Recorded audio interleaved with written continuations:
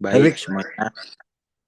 Assalamualaikum warahmatullahi wabarakatuh. Di sini, Waalaikumsalam warahmatullahi wabarakatuh. di sini kami dari kelompok 5 akan mempresentasikan analisis studi kelayakan bisnis pada Cafe Nakoa di Malang. Sebelumnya perkenalkan nama topik NIM 338.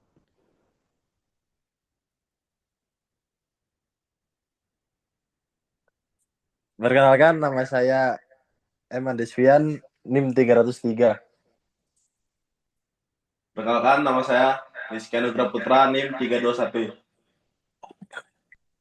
Perkenalkan, nama saya M. Jihad, NIM akhir 081.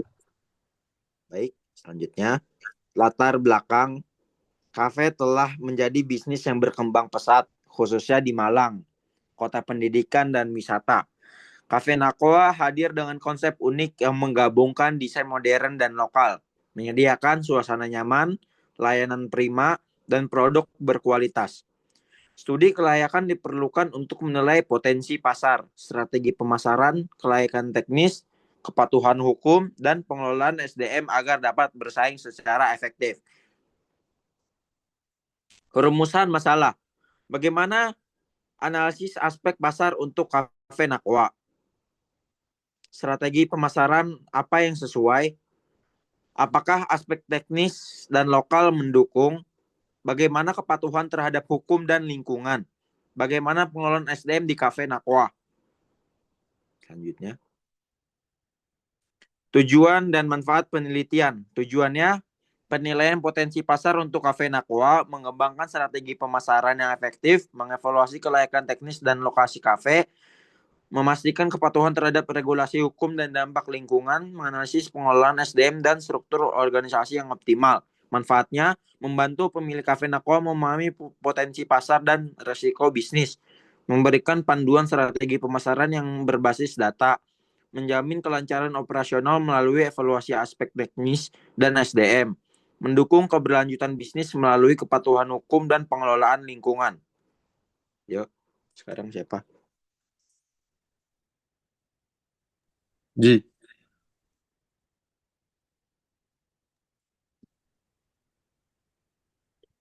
Baik, di sini landasan teori studi kelayakan bisnis adalah proses evaluasi menyeluruh untuk menganalisis kelayakan usaha sebelum investasi dilakukan.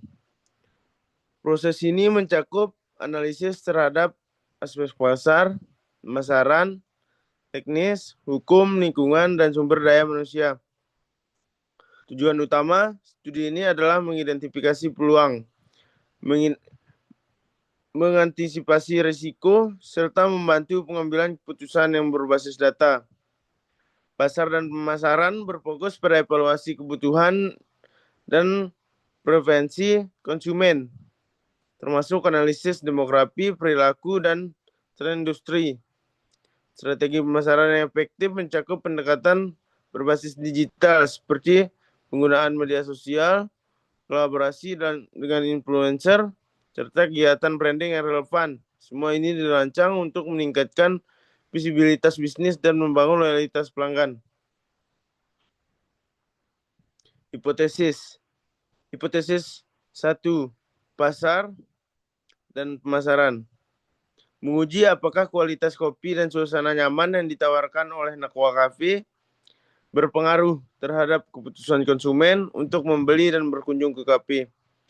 Hipotesis 2 yaitu kelayakan teknis dan lokasi. Menguji pengaruh lokasi kafe terhadap tingkat kunjungan pelanggan. Hipotesis 3 yaitu pengelolaan SDM. Menguji pengaruh manajemen SDM yang baik terhadap kualitas layanan pelanggan.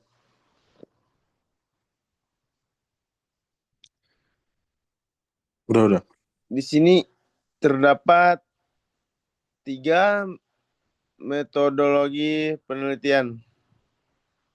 Yaitu terdapat lokasi penelitian, yaitu Jalan Raya Telugu Emas, nomor 33 Malang strategis, dekat kampus dan pusat belanja.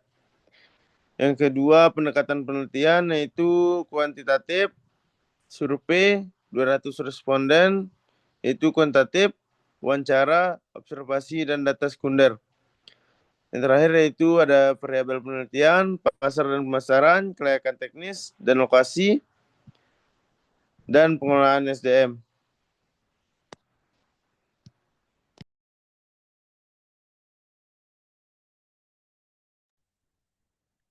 Hasil dan pembahasan, pasar dan pemasaran.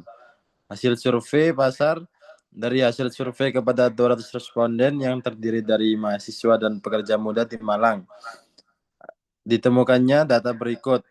80% responden menyatakan tertarik dengan konsep kafe yang menyajikan kopi berkualitas dan suasana nyaman.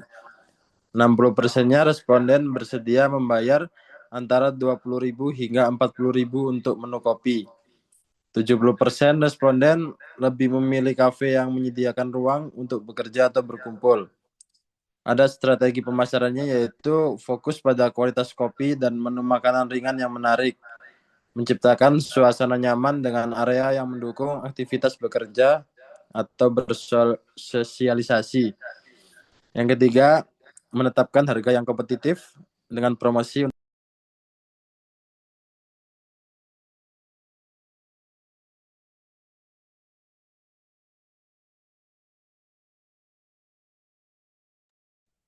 Selanjutnya ada uji hipotesis, pasar dan pemasaran.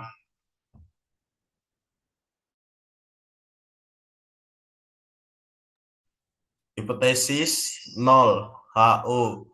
Tidak ada pengaruh antara konsep KP dan keputusan pembelian.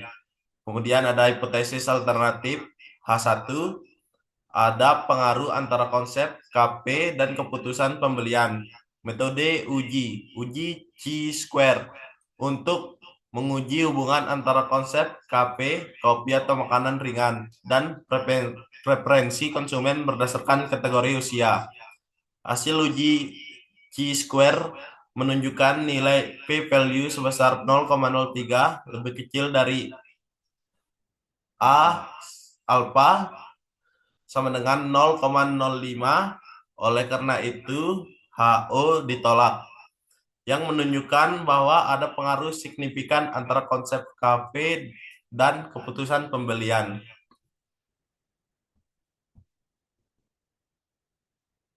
Kemudian ada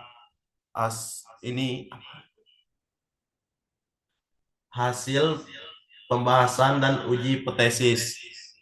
Penilaian lokasi KP.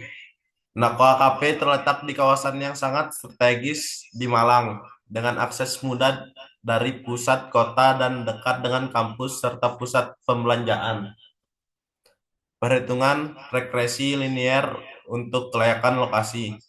Untuk mengukur pengaruh lokasi terhadap jumlah pelanggan, kita menggunakan analisis regresi linier. Berikut adalah data yang dikumpulkan. Interpretasi.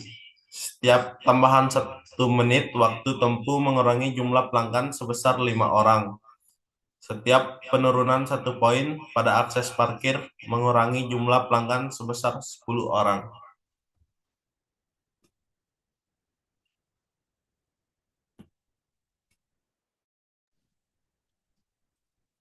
Analisis pengelolaan sumber daya manusia.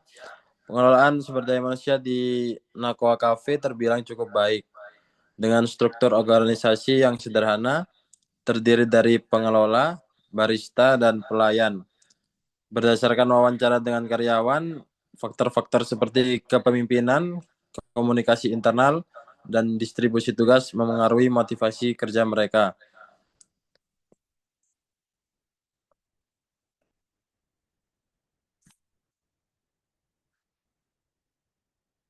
Terima kasih. Ya, mungkin sekian presentasi dari kelompok kami, kelompok 5. Kalau ada kesalahan mohon maaf. Assalamualaikum warahmatullahi wabarakatuh. Waalaikumsalam warahmatullahi wabarakatuh. Wes. Dah, bubar.